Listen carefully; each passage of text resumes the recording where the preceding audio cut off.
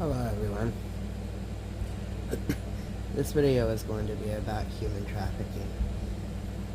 Okay, I got up this morning and I went to work. I get to work, and as I'm pulling into the parking lot, I look across the highway and there's like 100 cops, and we don't have that many cops. There's like 100 cop cars. They had Homeland Security, they had DEA, they had FBI, they had the city and the county cops, they had highway patrol, they had some fire trucks, they had a whole bunch of stuff over there. So I go in and I start questioning one of my coworkers, and she's all like, "Oh yeah, it's a human trafficking bust." Well, I've mentioned a few times on this channel that we've had some human trafficking going on. I never could get the police to listen to me though. Like, I've been in this town for around 30 years, and there's the buildings.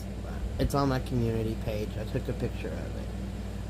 All those buildings that go all the way back down that alley, there is no signs for a business. There's nothing, but yet they're very active in whatever it is that they do.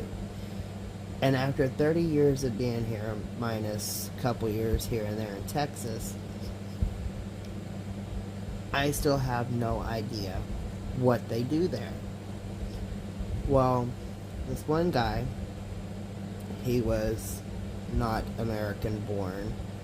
I'm not going to get into his nationality or anything like that, because I'm not going to be part of the problem of people being blamed for certain things just because of who they are or where they were born.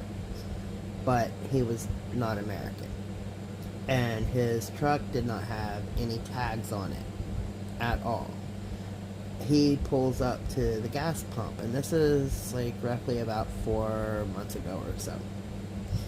And this lady that she's a regular there, she's sitting in her truck, she's fixing to get gas, and he backs his truck up right to the front of her truck, and he starts heading towards her vehicle. So she jumps out and runs around behind her vehicle and runs into the store. And it was like this big ass issue. Well, she made a police report for suspicious behavior or whatever, and looking on all of the cameras and stuff, there is no tags or anything.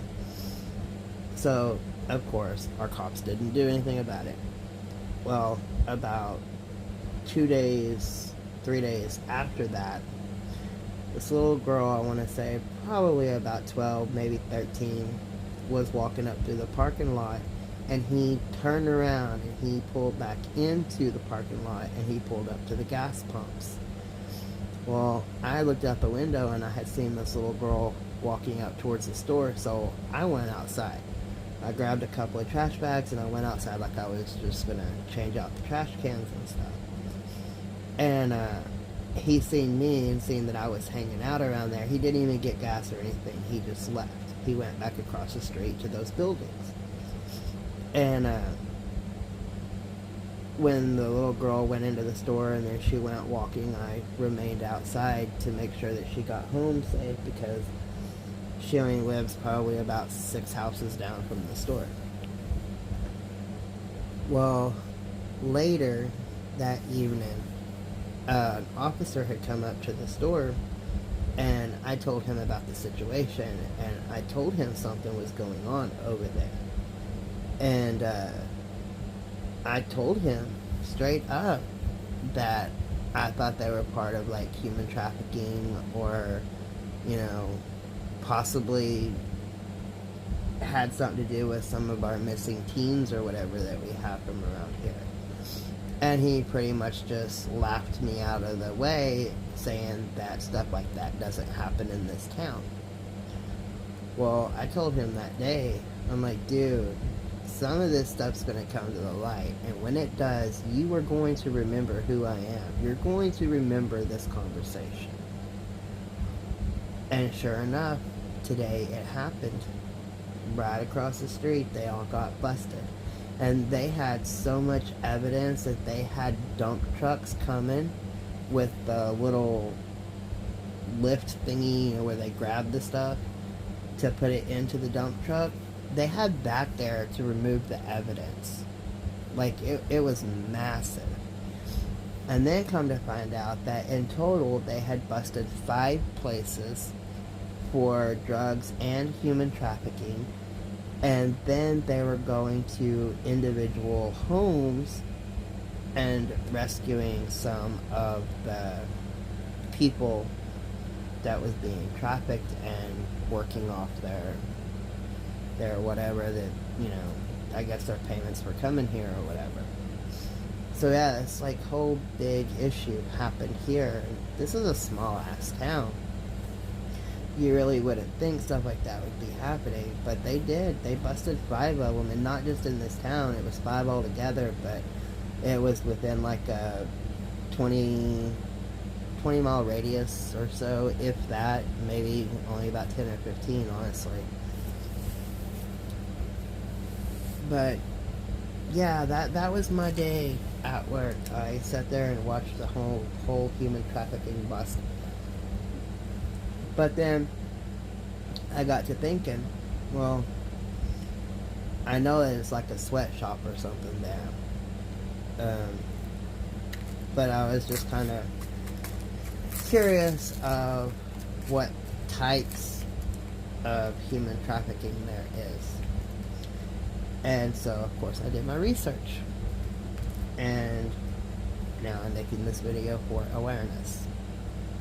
So, service-based labor trafficking is victims in various service industries whose labor is exploited under the presence of actual or implied coercion, fraud, or force, with the assumption that they are bound to their jobs through involuntary servitude, forced labor, violence, peonage, or debt bondage. And one type of this is in the hospitality industry. Service-based labor trafficking victims in the hospitality industry include hotels, casinos, or restaurants that are employed as housekeeping staff, back-end food service staff, concierge, or luggage services. These workers often work for tips with no set wage, and may have their identifications confiscated by the employer if the worker is not a U.S. citizen. Cleaning services. Service-based labor trafficking victims, specifically in the cleaning service industry, sometimes as a door-to-door cleaner or in large janitorial staffs, forced to work for the benefits of their employer, who often hold their documents if the victim is not a U.S. citizen. They are often asked to use dangerous chemicals, have wages confiscated, forced to work off debts, and often faced with threats of homelessness. Landscaping. Service-based labor trafficking victims, specifically in the landscaping industry, are made to work in gardens, nurseries, or in maintaining grounds. Often these victims aren't liable for federally funded legal services and are paid far less than a legitimate service would earn. Sales crews. These victims are typically away from home, traveling with the crew for weeks at a time from region to region, and threaten to be left behind if they don't meet their sales numbers. Victims typically come from low-income families, and drugs, alcohol is used as a manipulation tactic. These businesses change their names often to avoid detection and are generally a part of a larger network. Carnivals. Service-based labor trafficking victims, specifically in the carnival industry, are exploited for labor and are typically relocated with the carnival or fair as traveling workers to set up, break down, and operate carnival components.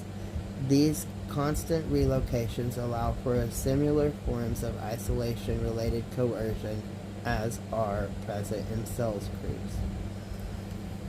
Restaurants. Service-based labor trafficking victims, specifically in the restaurant industry, usually working as cooks, bus staff, or wait staff at restaurants, bars, clubs, food trucks, etc.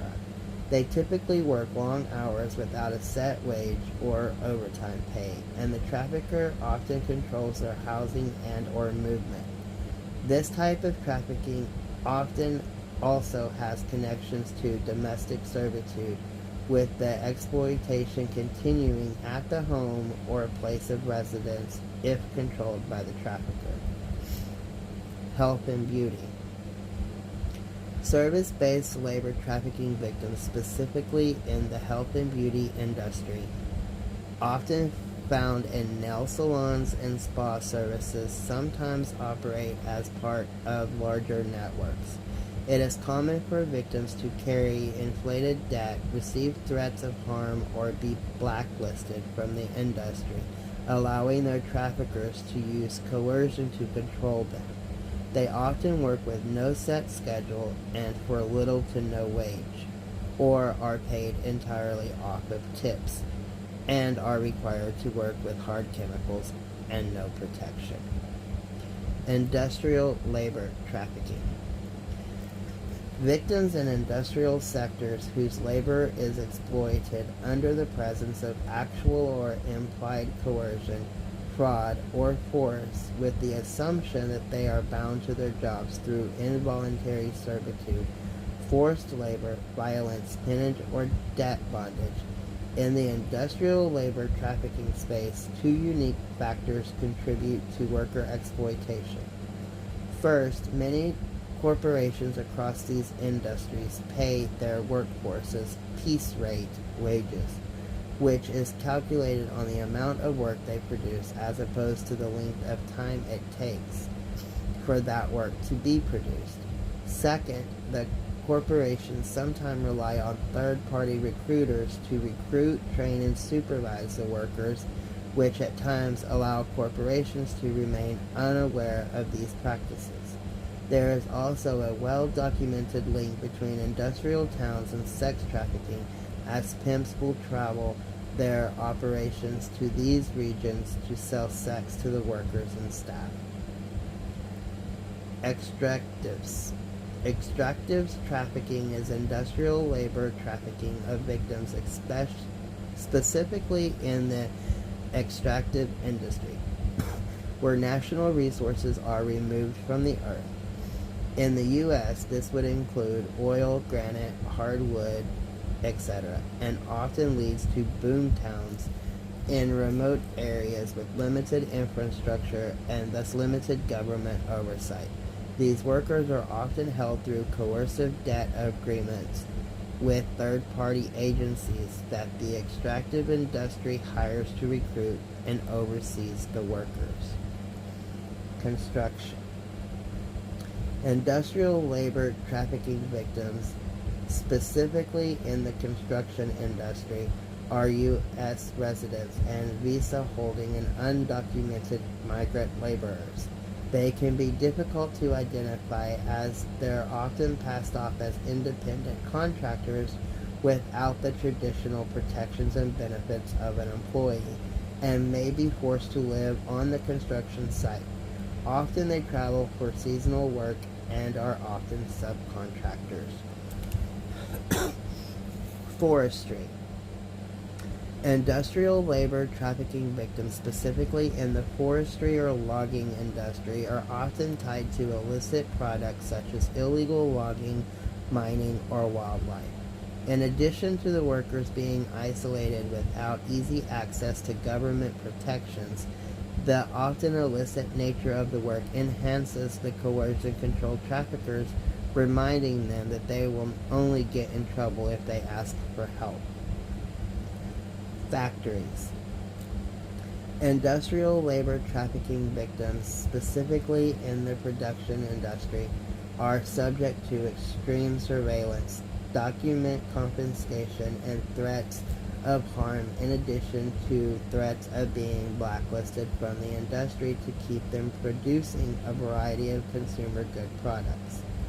This industry is particularly vulnerable to labor trafficking due to low profit margins and a piece rate production system that pays manufacturers only by the number of products produced. Fishing. Industrial labor trafficking victims, specifically in the fishing industry, are used to make up for profits lost from overfishing in exporting countries. Illness, physical injury, abuse, and death have been reported by victims who are compensated poorly for dangerous work which takes them to sea for months at a time. Agriculture. Industrial labor trafficking victims, specifically in the agriculture industry, who may travel across the country to find seasonal work in rural or remote locations. They are often bait and switched from hourly rates to piece rate, which limits earning potential, further indebting the victims to recruiters from different levels of complex labor supply.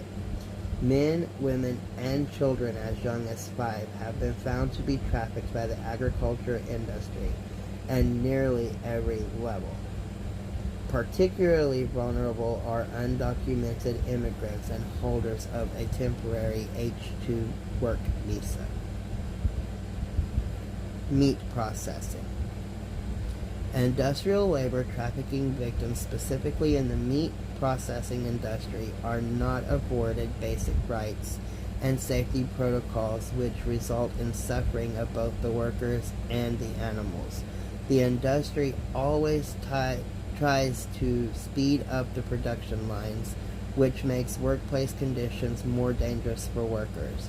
The focus on cutting costs and keeping up with high turnover leads to minimal to no training in a fast-paced environment that results in serious injuries and death. Informal economy labor trafficking. Victims of informal economy labor trafficking are trafficked by individuals, families, or informal business networks. Peddling and begging. Victims of peddling or begging trafficking are forced, threatened, or coerced to beg as an individual or falsely posed as seemingly legitimate charities in the streets. They are often from poor backgrounds, and contributions are confiscated. Domestic work. Victimized domestic workers often live in the homes of their employees or employers. Their movements are restricted, and the threats of arrest or deportation keep them from escaping, as they are generally foreign nationals. U.S. citizens and residents are also victims within this category, though. Generally, they are providing services such as nannying, elder care, and housekeeping for wealthy families. Their passport and identification are confiscated. Their often verbal contracts are violated and can work long hours, unpredictable hours, for little to no pay. Victims can also experience wage theft, sexual harassment, and verbal abuse. Illicit services. Often vulnerable males and youth are preyed upon by criminal networks and trafficked into illicit activity. Most common are street-level drug dealing, smuggling drugs or humans across borders, and general gang activity. This can occur alongside other trafficking models such as sex trafficking and labor trafficking. Commercial front sex trafficking. Victims in the commercial front sex trafficking industry that forced or coerced into sex or sexual acts through debt bondage or threats behind the front of a commercial business. Trafficking in this space occurs when victims engage in commercial sex acts under the duress of force, fraud, or coercion. Strip clubs. Victims are often recruited under the pretense that they will work as dancers, servers, and hostesses, then forced or coerced to perform sex acts on customers in private dance rooms or outside the location. They are often forced into strict schedules and are frequently moved between clubs to avoid detection, especially when the victims are youth. This differs from voluntary work in the industry. Illicit massage parlors. Victims working in businesses posing as massage parlors, often recruited from foreign countries, are forced or coerced by violent and non-violent threats to perform sexual services to clients. They often sleep on site to provide services at any time or at a venue when the trafficker is able to monitor or control their movement. These housing arrangements leave them accruing more debt to their traffickers for housing and essentials. Their passport and identifications are kept from them, are relocated regularly, and kept in fear of the local police to prevent speaking out. Typically, these massage parlors are a part of a larger network. This differs from voluntary work in the industry. Illicit cantinas, bars, and clubs. Victims are hired as cantina, bar, club staff in establishments posing as legitimate businesses and are forced or coerced into performing sexual acts with clientele at a venue off-site but near the location. Sexual acts are used as leverage to upsell patrons. These venues are often a part of informally organized networks. Informal brothel sex trafficking. Victims forced, threatened, or coerced into sexual acts with the brothel or brothel-like establishment. Hotel motel. Victims forced to perform sex acts from a hotel without the management's knowledge, often advertised online through escort services or word of mouth. These are preferred venues for traffickers as they can easily hide money trails and don't incur the business cost of a traditional brothel. Mobile brothels. Victims are trafficked within trailers or campers that operate as mobile brothels, often in migrant workers' camps in rural lands where industrial labor trafficking occurs. Residential brothel. Victims are forced to perform commercial sex acts from homes or apartments where they are forced to live to provide services at any time.